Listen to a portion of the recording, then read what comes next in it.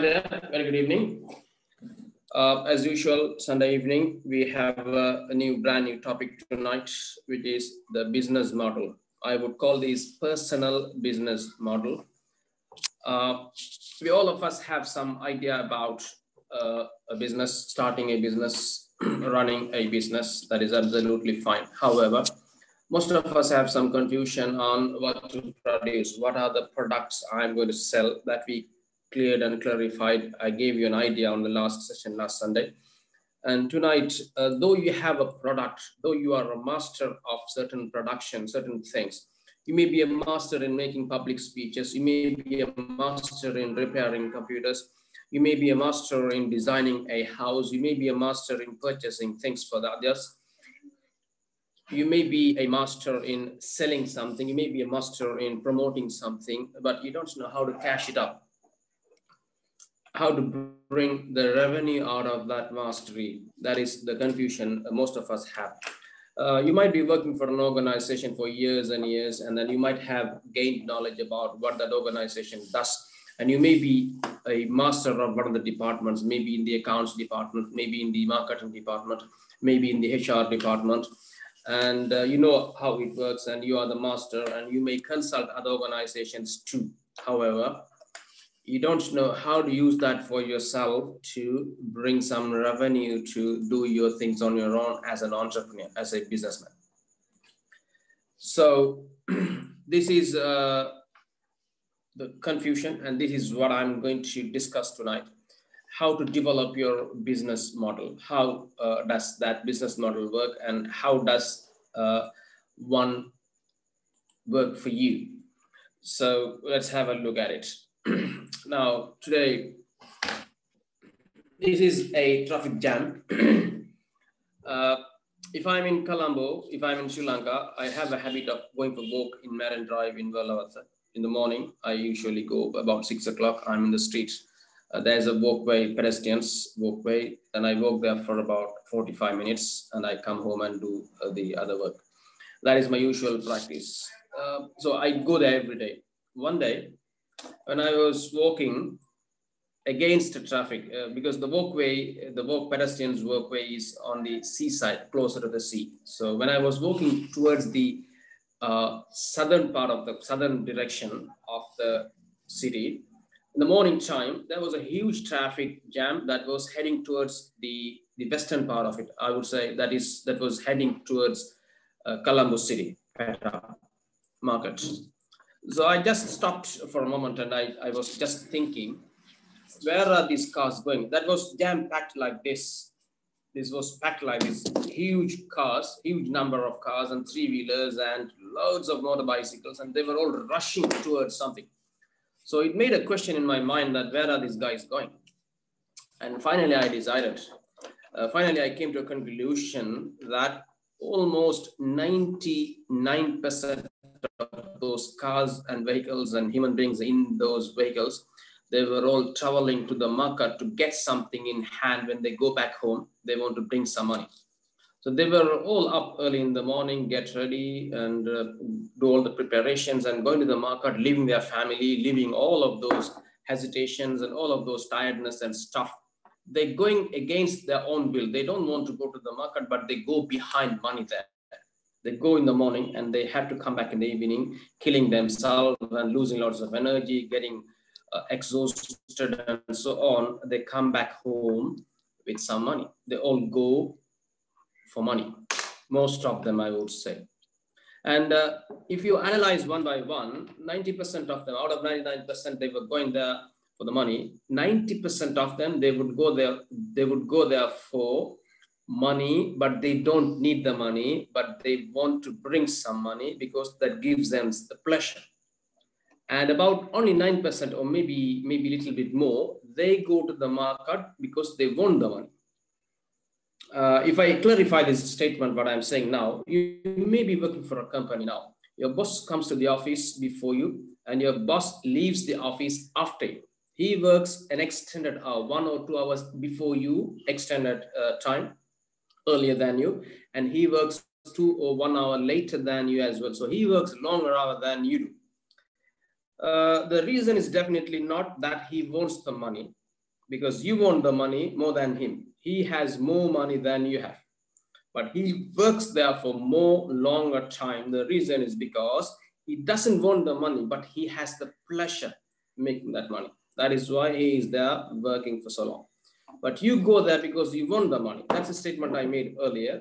About 99% of those vehicles were going because behind money, they want money. And about 90% of them, they go there, they don't need the money, but they take the money because it gives them the pleasure. At about 9% or 20% or 10%, a little bit more maybe, they go there because they want the money to survive, right? But 99% of them, they go there for money. Only 1 or 2%, they go there to purchase something or to do something else, or maybe to a hospital there, or maybe to visit one of the friends in the market. Others, they go behind money because the money is key in your life. I don't say money is everything. I don't say money can solve everything, but money is major in life. Money is key in life, and this money can solve many problems. I don't say it would solve every problem, but it can solve many problems.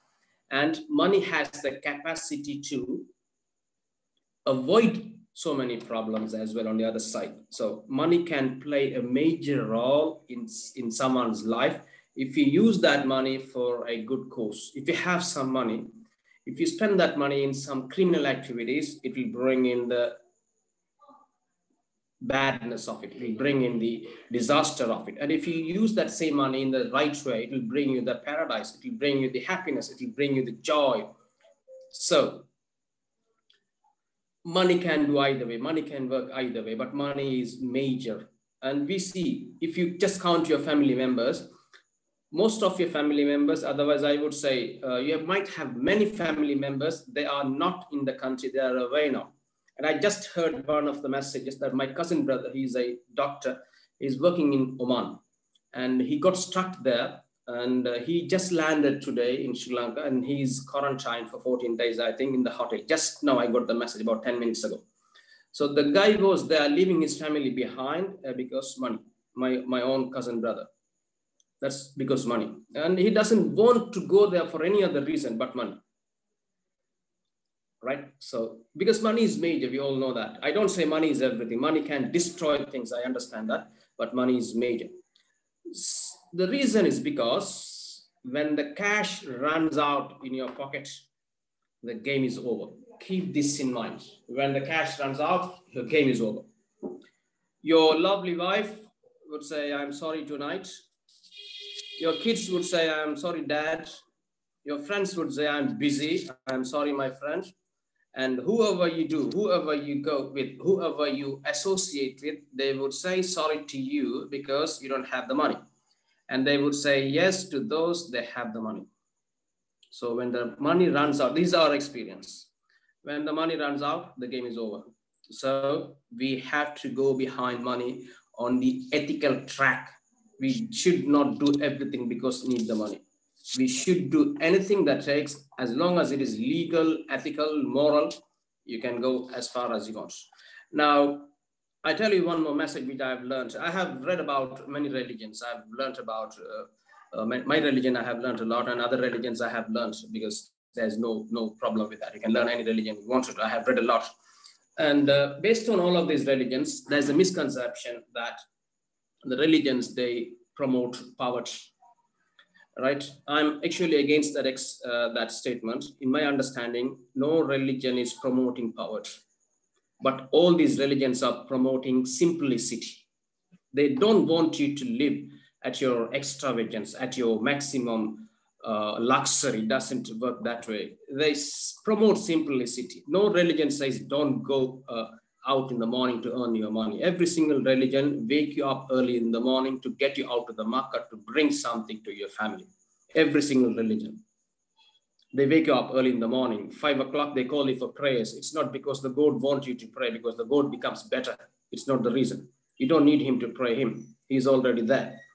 But he wants you to obey him. He wants you to be up in the morning to get something out. If you are praying, after that you continue your life to the market to bring some money, some glory to your family. That is why every single religion is waking you up. And every single religion is promoting you to give things to the others. They promote donations. They promote Zadaqah in Arabic, they promote zakat in Arabic, they promote alms giving, they promote dana and so on. Every single religion promotes that. No religion is exempted to this, but every single religion, otherwise all of this religion, or I would say none of this religion, they promote earning. They don't promote earning money, because if they promote people to earn money, it may make a different problem in the society. So they don't say that, but they indirectly tell you, if you have it, you give it. The more you give, the more you get. The more you have, the more you give. The more you give, the more you receive. That is the statement. They work on the other side of it. They never say go behind money. They say go behind giving things to people. If you want to give things to people, you definitely have to earn money. So they indirectly promote that, and they promote simplicity. You don't need to have luxurious life. You don't need to waste your money. You don't need to neglect others. You don't need to remove your friendship because you have more money now. You know, that's not the case. They want you to be as usual, simple, but make your money. There's no restriction on making the money in the right way, because every single one knows when the money runs out, the game is over. Okay, so we have to be careful about making our money. So now we know it's important to make my money, and you know, that is whatever I said is my own opinion. If anybody have any concerns on that, or any criticism or any argument, any debate on that, please put it through after the lecture. Then I'll agree with if you are right with my statement anyway. So now let's come to this point, the business model. We all have an idea that we need to make some money. That is absolutely yes. Now, what do we do to make the money is the confusion. That is what we have been learning in different areas of business development. Now, tonight, I'm going to discuss how to make what you are now in terms of some value of money if you transform yourself to do that. That is what I'm calling your personal business model.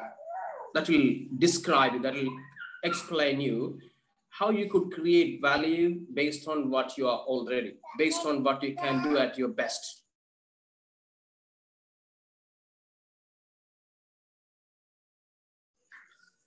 So, to understand this, we have certain stuffs to be made clear before. I have two types of customers. Number one, the paying customer, and the number two is the non-paying customers. When we talk about business, we want customers, and we want all of those customers to pay us. It doesn't work that way at all. If you take Facebook, Facebook has millions of non-paying customers, and you and I are the customers. And Facebook have very limited thousands or lakhs of paying customers, comparatively very less. The non-paying customers are very high in numbers, and paying customers are very less in numbers. And Facebook is totally relying on the paying customers for money, and the non-paying customers, they're relying on the non-paying customers for business. The reason is, if you take Facebook, you use Facebook, I use Facebook, and I don't pay any money to my Facebook account for my personal Facebook account, and I have a commercial or business account as well with them. For that, I make some payments. Now, the money they charge from a paying customer, Facebook, the money they charge from a paying customer, depending on how many non-paying customers they have. Because they earn money using the advertisements, advert revenue, we call it. Facebook charge people when you want to advertise something in Facebook. Now, when you're advertising it, you always bargain with the customer. Otherwise, the customer will bargain with the Facebook that I need this amount of customers to reach me, this amount of potential customers to reach me so that I can pay this amount of money. And Facebook, on the other side, they promise you, we make sure that this number of customers will reach you so that you should pay me this amount of money. The Facebook is bargaining this price based on the number of non-paying customers they have.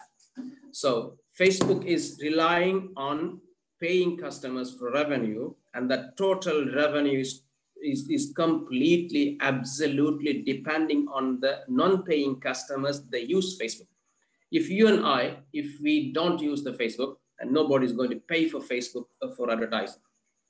So Facebook started the business with non-paying customers, and they took years to get their first payment in charging a paying customers. So my message for you is, when you start your business, you would get customers. Let's say if you start a showroom, you might get somebody walking inside your showroom, fine. And that customer may visit you very frequently. Otherwise, he may visit you today and tomorrow another different customer. They may not pay anything. They are your non-paying customers. If you treat them well, definitely they will send another customer to visit you. Maybe they buy it from you. So they are your customers. So we always fail to treat our non-paying customers. If they come with some good intention to buy, if they don't buy, then you change your face changes, you treat them in a different way, and then they walk off from your shop for forever. They never come back to you. And they're not going to send any message to a potential customer to visit you. So learn how to respect your non-paying customers. They might not buy things from you, but they may send multiple number of customers to your shop, to your showroom. That is number one. And all of us, when somebody walks inside, we want to treat them the way, if they pay you something, and if they don't pay you something, you want to treat them in a different way.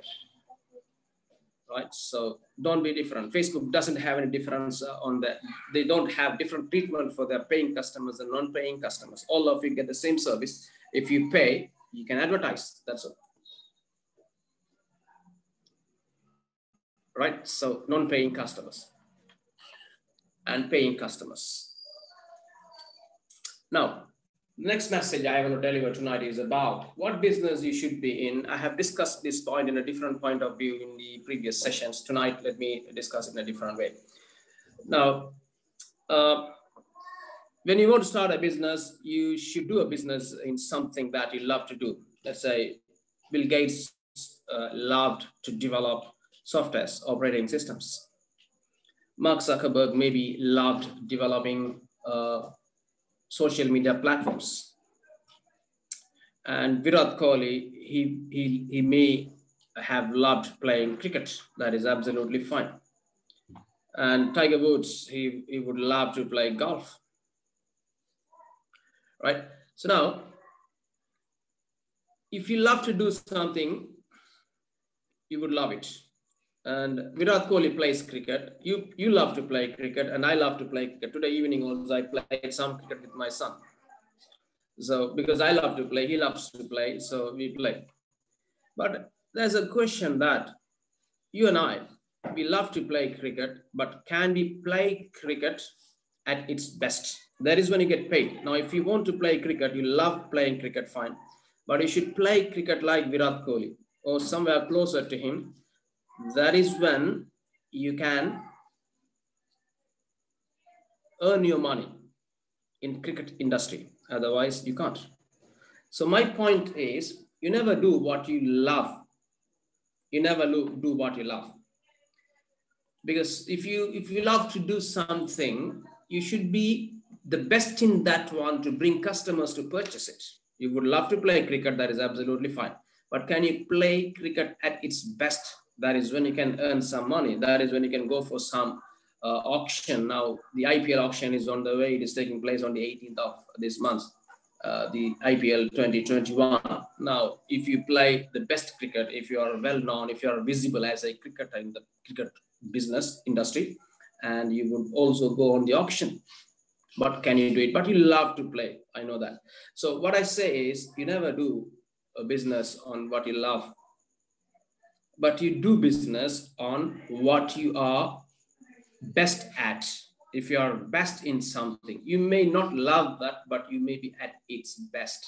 That is where the production is about. That is where the money is based. So you should develop something. You should find out something that you are best at doing it. You might love it. You might not love it. But you may be very lucky if you love something and then you can do that at its best. You have the both power there. Let's say if you take Virat Kohli, he loves playing cricket and he does cricket at its best. Both of them are working with him. That is why he is number one. And if you take Tiger Woods, he is very good in golf, number one in golf, and he loves the golf as well. So he does what he loves and he earns what he wants. So when we do our business model, we should find some production, some engagement, some business that we do at its best, and you should love that. Though you don't love it, you should fall in love with it so that you can bring your business model correct.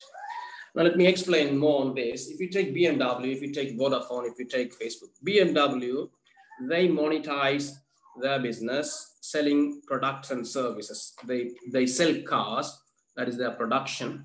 They sell cars and they provide after-sales services, maybe servicing the car and replacing spare parts and running services and so on.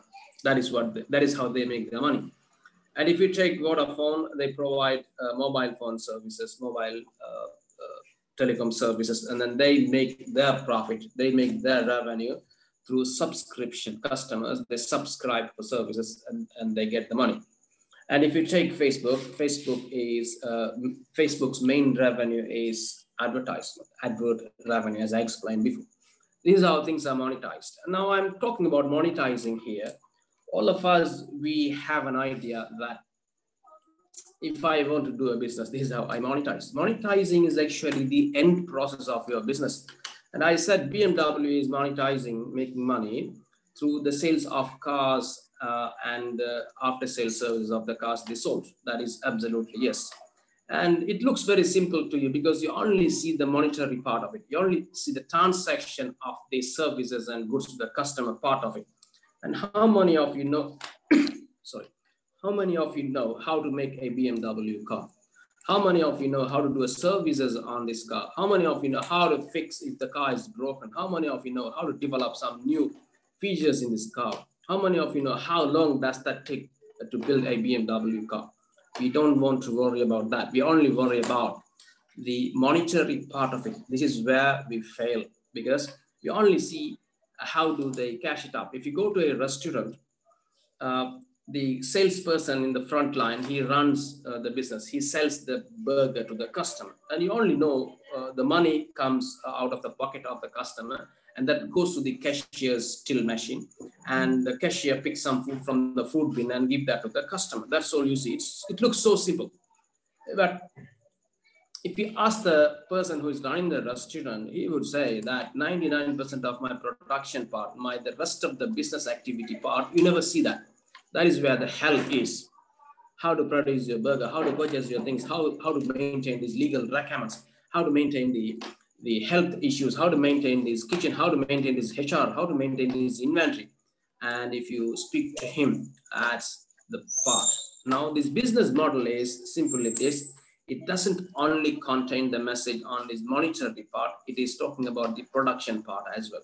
So the production part and the monitoring part or monetizing part is in combination of that is what we call the business model. And we should focus on this production part much more because the monetary part anybody can do. Let's say if you take one sales staff who can sell a car, or he can sell a car for you. If you take one guy to keep him in the till of a restaurant, in one day he will learn how to sell a burger, right? That is just a minor part. The last, the final touch of it, anybody can do. But producing the burger from nothing is what the challenge is, and that is your main part of your business model. Now, if you take these ideas, Google, how do they monetize? A mechanic or a technician who repairs washing machines, how does he make his money? A doctor, how does he make money? A lawyer, Uber Eats, how do they make money? Amazon, how do they make money? It's easy to understand how do they make money, but there's a big process. Please Google this and understand the process so that you can develop your own one easily. Now, there's another message that I have to convey tonight. There's a model, a revenue model, I would call this razor blade model. Razor blade model. What we understand here is this. Companies, they sell razor handle, razor handle is this, and the blade, razor blade. And they sell the razor handle for a cheaper price, but if you want to replace a razor blade, it costs you more. Okay, but once you have bought the razor handle, you always have to buy a razor blade. So the company gives this razor handle for a cheaper price, and the same company, they sell the blade that fixed with this handle for a higher price. Today I had a discussion with my technician that I wanted to get some video recordings of some lecturing, so that I wanted to do some camera recording. So I have a camera and I use that for recordings. And the battery is weak because I've used that for so long now. It's about 1.5 years of battery. I have already used the battery. So now I need a replacement of the battery. Now the camera cost you about 80,000 when I was buying that, a professional video camera. It may be more expensive now. And if you want to buy a battery for that, it will cost you about 30,000. So now look at the camera and the battery. Battery, if you want to replace it, you have to pay a higher price. And you don't want to throw this camera because the battery is burst out. So you pay that price. But the battery may cost only 2,000, 3,000 rupees to manufacture one, but they charge more money. Because they sell you something to keep in your hand, and then they make you committed to continue repurchasing of the certain parts that you should replace to use that in order. This is what we call the razor blade model. Now, this razor blade model is just to keep the customers. Okay, this is not a business model. If you Google what business model is about, you would see this also. This is not the complete package of it. The idea is how to manufacture your razor handle. How to manufacture your razor blade is the main part of your business model, not the sales part of it. For more examples, Zoom, they give you this model. We call it freemium model, freemium. Zoom, I have this licensed version sponsored by BT UK. And I used to have about 1 year ago, last March, when the pandemic started, only we started using Zoom. Then I had a free account, and that free account, it allows you to do conferences and meetings and stuff for 40 minutes. After that, it gets disconnected automatically. And I had good experience with Zoom. They gave me an opportunity to use Zoom for free. That is what we call free. And when you enjoy your free, if you realize that is a good product, what you do, you have to pay if you want to purchase the premium features. That is when the payment is involved. Now the account I'm using now, it has a payment. I have to make the payment. So they give you some flavor of the product to get the customer on board, and they get you addicted to that, and then they keep you forever to purchase things from them. YouTube is also free for you, but there's a paid version. If you can pay, you can get more different things. And these drug dealers, I would say that is highly illegal, but let me explain that model as well. These drug dealers, what they do, they find out some potential customers. These days, we see news that school kids are getting addicted to this, and innocent people, innocent youngsters, they get addiction of drugs. What these drug dealers do, they bring in 1 or 2 free drugs, and then they give them free. And when they get the taste and they get the flavor of that, and they want it now. Now it's not free for you, you got to pay for it. That is what the freemium model is about. Now, it is not only the drugs, some unethical businesses like some companies, I'm not making mention of anyone here because I have no clear picture, but there are sayings. But some medical pharmaceutical companies, they introduce certain medicines to the market, and it may be for a cheaper price. And once you have consumed that to cure yourself and until you die, that is your life. You have to continue using it. I'm not talking about the ethical, moral part of it here, but I'm just explaining examples. Okay, so this is because to maintain the disease in the market so that you can get money coming in continuously. This is what we call premium. So they give you some sample packs, medical companies, pharmaceutical companies, they give you sample packs, you use it and it treats it. And once you've used it, you have to continue using it maybe. So that is another message. The next message I will discuss tonight is whatever the business model you wanted to develop, always think of scaling. Scaling.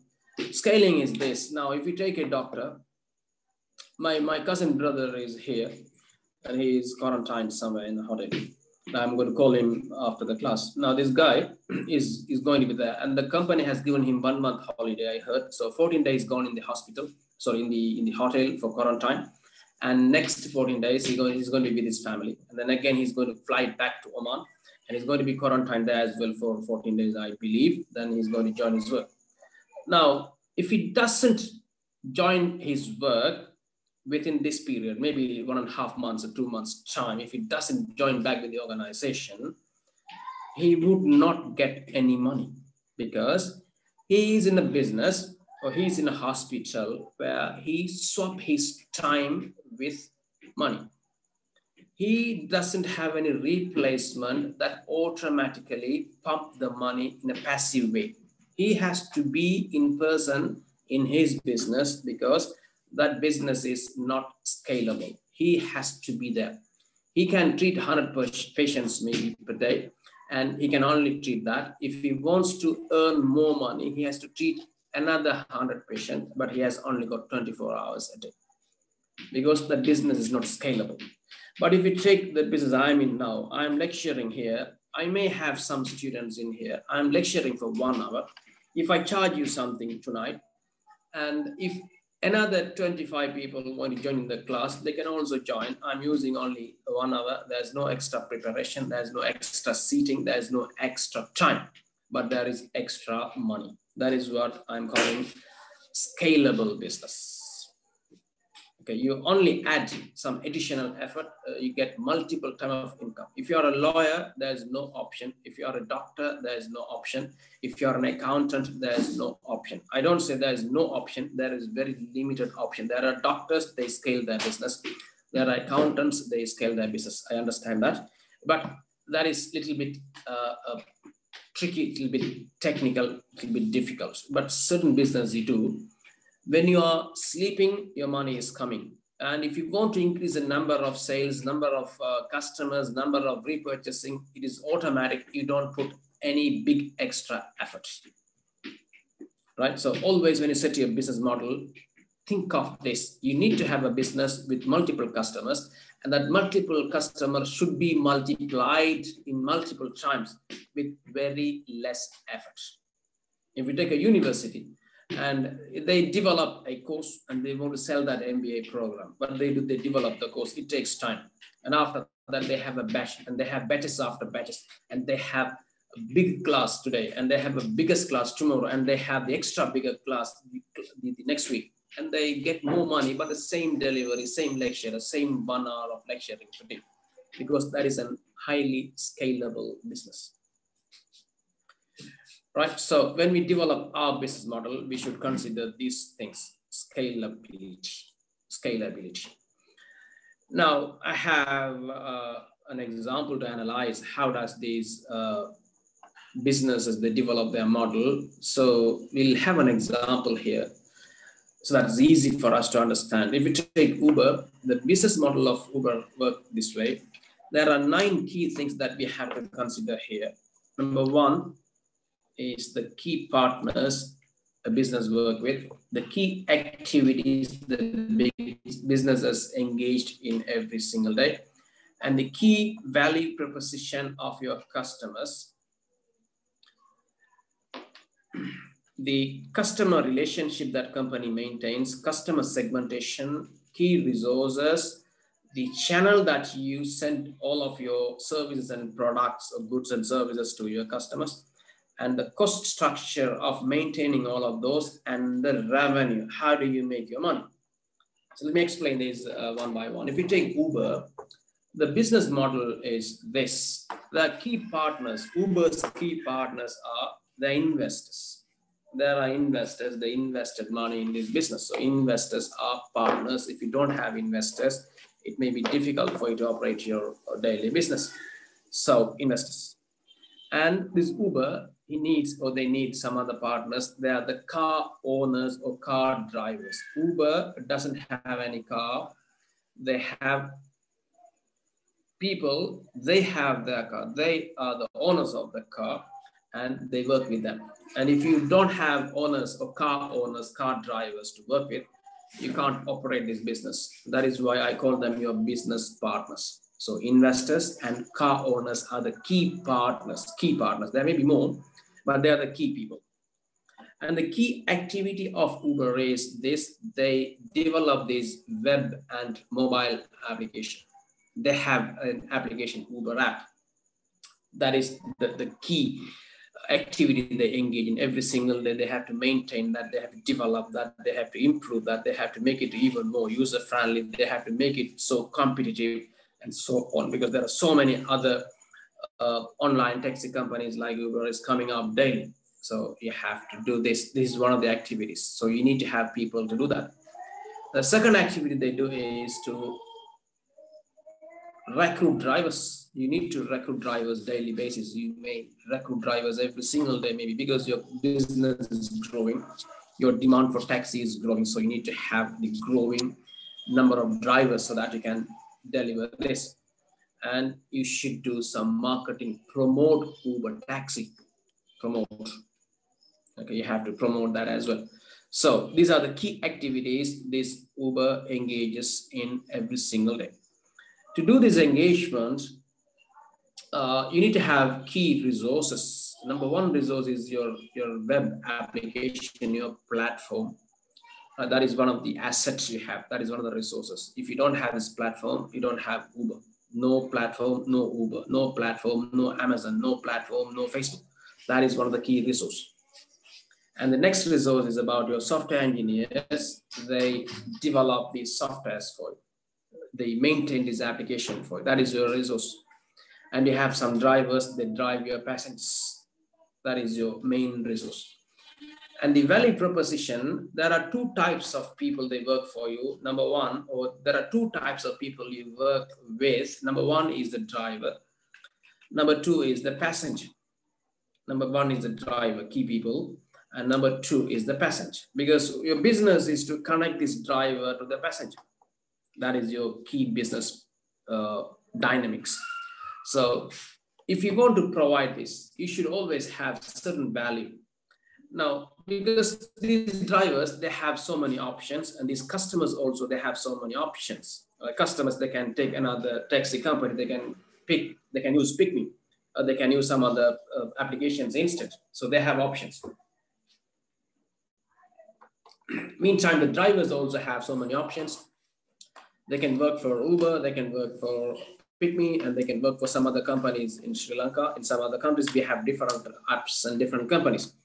So if you want to attract drivers to drive for you, you should have certain value that attract them.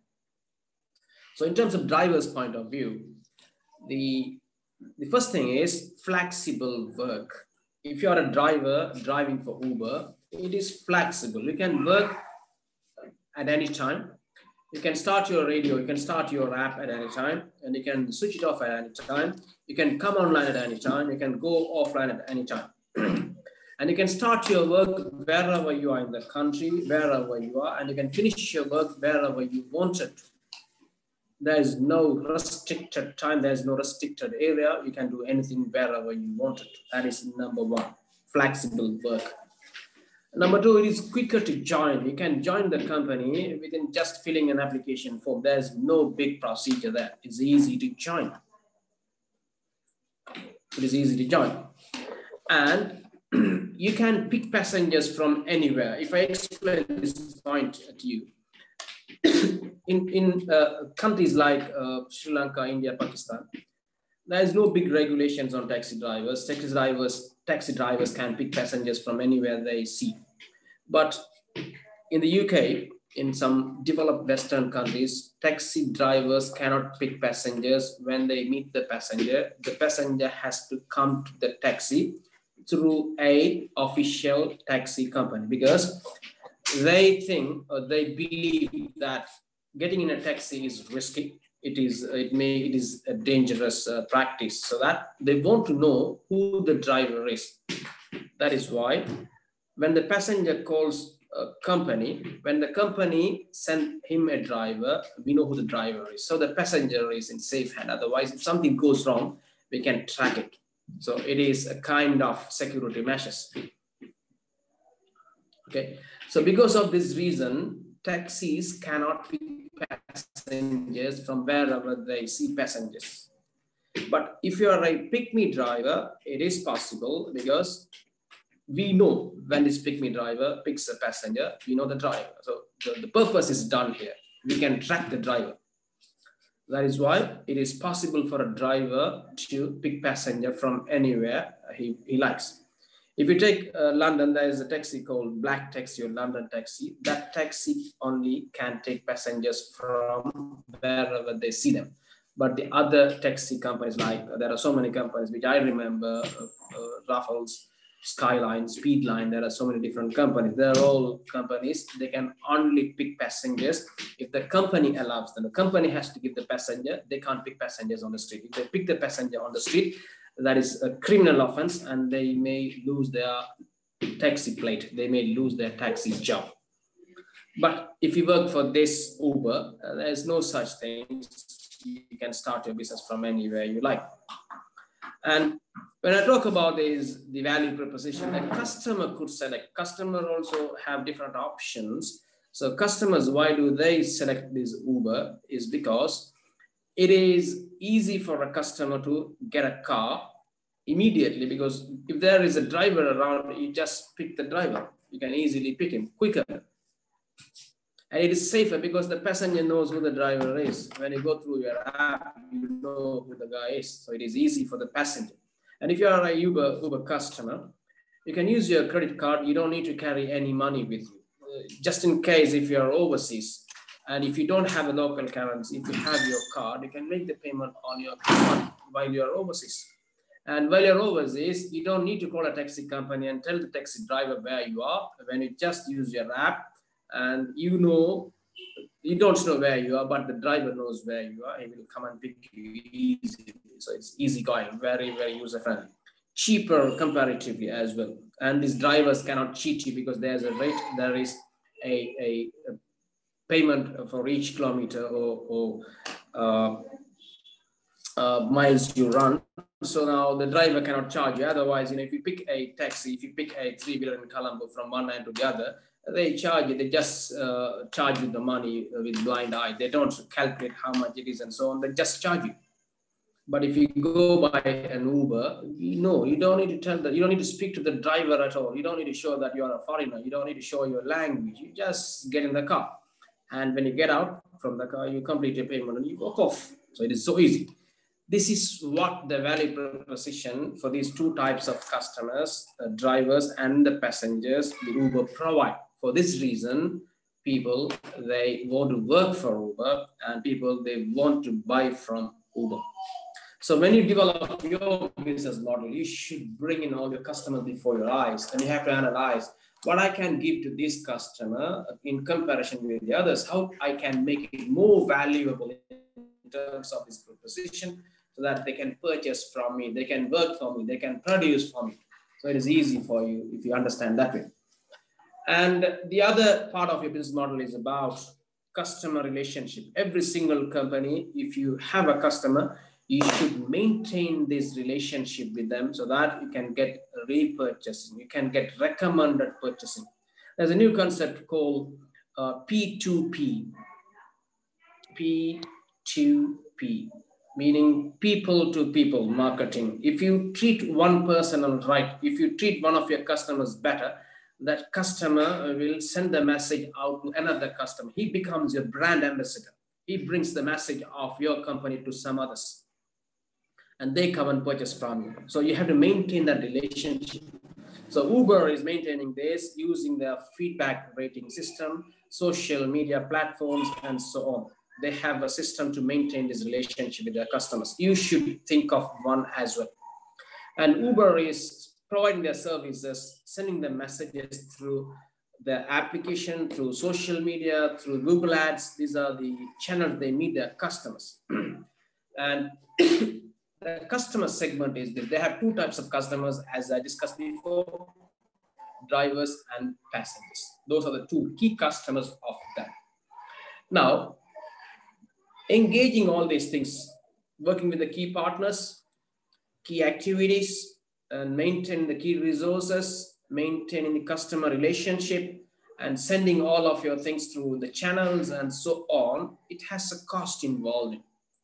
The cost of Uber is this: developing your application and maintaining the hardware of that. If you won't develop a software, you need to have a hardware part of that as well, and it has a cost.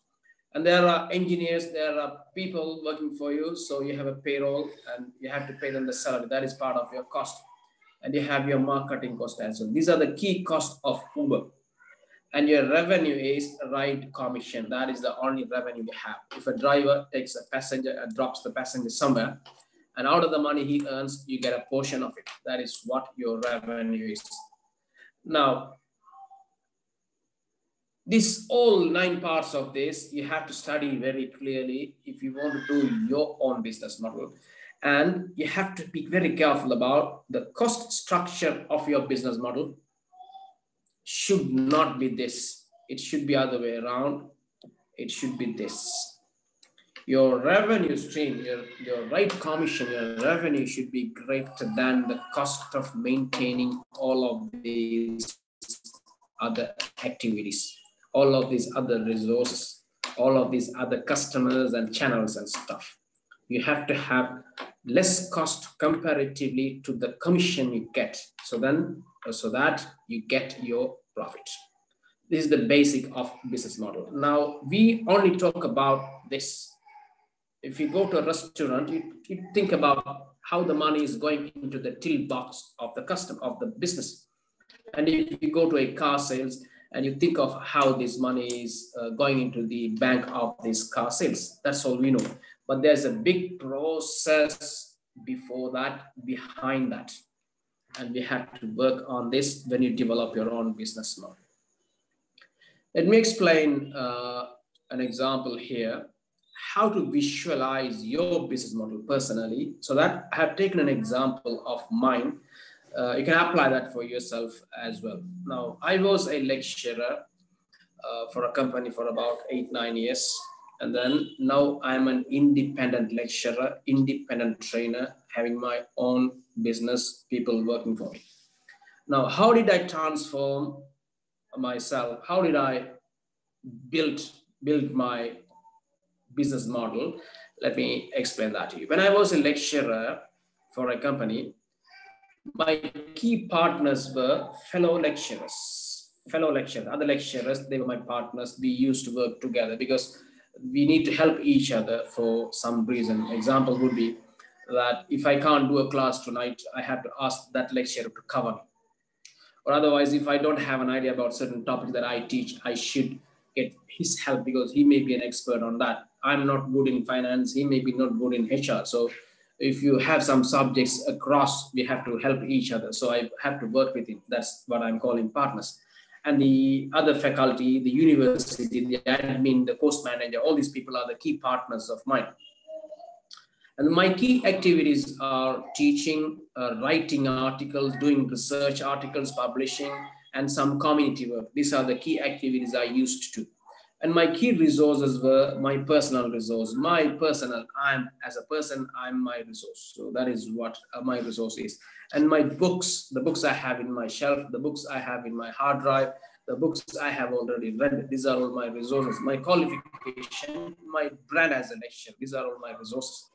And my value proposition is about, I provide my services for my students and I deliver that in a good way. That is what I do, so that they can develop their career growth. That is, if you study from me, you will develop your career, you will grow in your career, you'll get a good job, and you will get better in your life, you would earn more money. That is what I provide.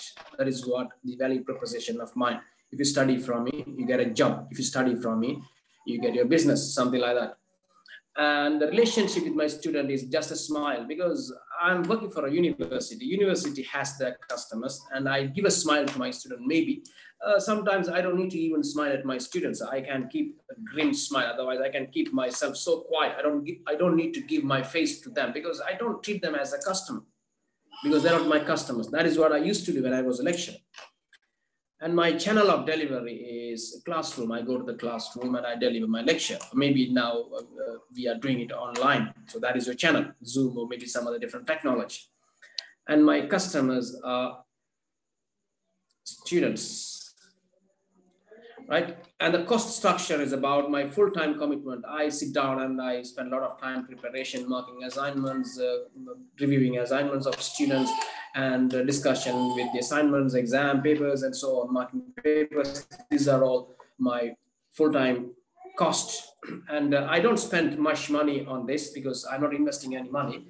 But if I were to travel, you may have to drive your car and so on. That has a cost a little bit. And the next investment, the cost is about my slavery motion. You know, I feel like I'm a slave. I feel like I'm disabled. I feel like that I'm not independent. That is the investment I do. And this has a cost. And if you do all of this, my revenue is the salary the university pays, and the satisfaction, the recognition I get from my students. And helping my society is another revenue that I may be happy to help my society. These are all revenues that I can earn. So this is what I used to do as a lecturer. Now I have transformed myself from being a lecturer to an independent trainer, and the settings have changed now.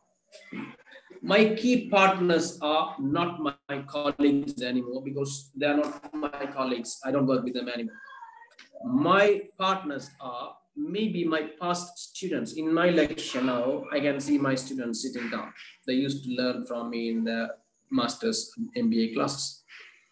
And so past students, past colleagues, maybe. The awarding body, if I run a university, I need to work with the university. So I have to work with them as well. So that is the awarding body. And I may get some guest students. They are my key partners. And my key activity is training people now, because I'm a trainer. I don't teach now, I train people. Training and teaching are two different things. I train people.